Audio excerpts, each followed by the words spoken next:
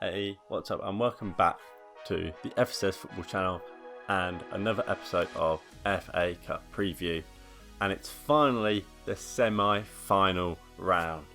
But before we get into looking at the semi-final fixtures, let's look at the quarterfinals and the results. Manchester United beat Norwich City 2-1 in the first quarterfinal thanks to a late winner from Harry Maguire in extra time. Both teams went into the game with different results and form. Manchester United looking on top of the world, while Norwich City looking anything but. And both started the restart to the Premier League very poorly. However, both teams came to the game very poorly. Manchester United making a wholesale of changes, with the main one being Odilon Ighalo starting up top instead of Anthony Martial. Odilon Ighalo started the scoring in the 51st minute with a lovely finish to beat Tim Krul. However, Todd Cantwell then equalised in the 75th minute, beating Romero from range. However, the goalkeeper should probably do better in my opinion. Manchester United piled on the pressure, bringing on first teamers like Paul Pogba, Anthony Martial, Nemanja Matic and Marcus Rashford, really pushing and going to try and get this winner. And it came eventually in the 118th minute from a man you wouldn't expect to be getting on the goal score sheet, and that is Harry Maguire with a real striker's finish really, and snatching the semi-final place for Manchester United. The second game of the quarterfinals was of course Arsenal versus Sheffield United.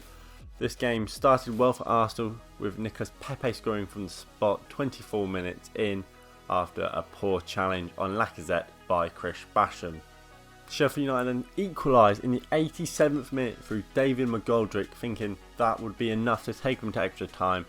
However, this wasn't the case, as Dani Ceballos scored it in the 91st minute to eventually seal their place in the semi-finals. The biggest game of the tie was probably this one between Leicester City and Chelsea, with the visitors running away with a 1-goal win.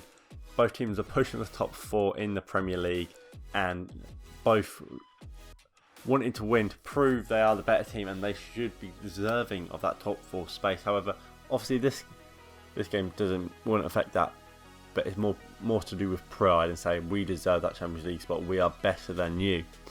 And Chelsea were the better team, amassing a large majority of the possession, 57% possession for Chelsea. They made that possession count with more shots on target than the home team, 5-3.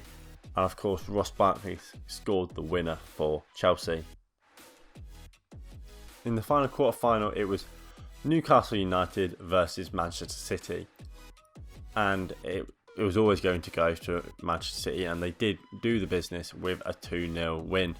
Newcastle's plan was clear: sit back, defend, hope for a counter-attack, or see it out to penalties. And it was going well until Swiss international Fabian Schär took down Gabriel Jesus in the 37th minute to give Manchester City a penalty, which Kevin De Bruyne coolly dispatched to give the citizens the lead. About half an hour later, Raheem Sterling got a second for Manchester City and finishing the game off if it wasn't already finished. Just to show the domination that Manchester City had in this game, they amassed 75% possession. Manchester City also had 21 shots in the game, 4 of which were on target. Just for comparison, Newcastle had 4 shots in the entire game. Manchester City was clear the better team and dominant in the game and deserved to go through to the semi-finals. Anyway, let's look at the semi-finals. Before we get into the video, make sure you hit that like button below, subscribe down below, and make sure you hit that notification bell so you never miss an upload from the FSS channel. Also, check out my personal channel down below, FSS114, where I'll make gaming videos, vlogs, you name it, I'll probably make it at some point. Anyway, let's get into the video. Arsenal versus Manchester City. Of course, this was the first tie in the semi-final. Arsenal versus Manchester City at the Emirates Stadium.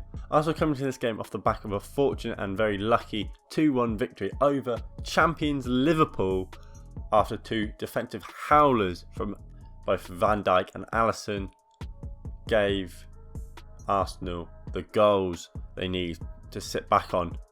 Liverpool took the lead, but like I say, the two defensive mistakes cost them in the end, and it was awful defending and goalkeeping from Van Dijk and Alisson.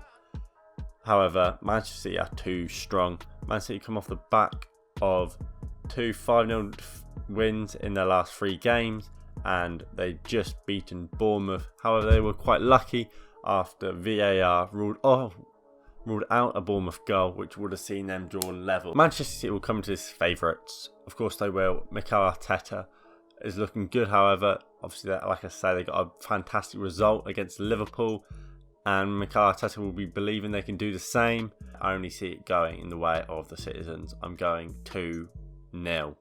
Manchester United versus Chelsea. This will be Manchester United's 4th time playing Chelsea this season, and they've been successful every single time. Both teams are looking for top 4 spaces and will want to win to prove that they are the better team, and they should be getting that 3rd place over the other one, as these are the two favourites to get into those top 4 positions. Like mentioned, Manchester United have faced Chelsea 3 times this season.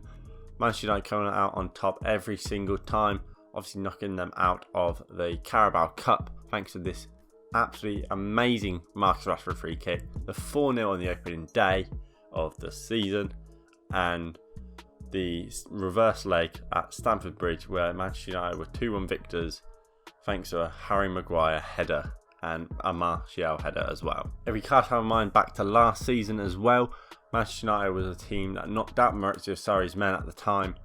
Manchester United and Ole Gunnar Solskjaer's men will come into this game favourites due to their past and their record against Frank Lampard's Chelsea side, and I'm going to favour with form, and I'm going to go for a Manchester United win. However, both teams could pull a result.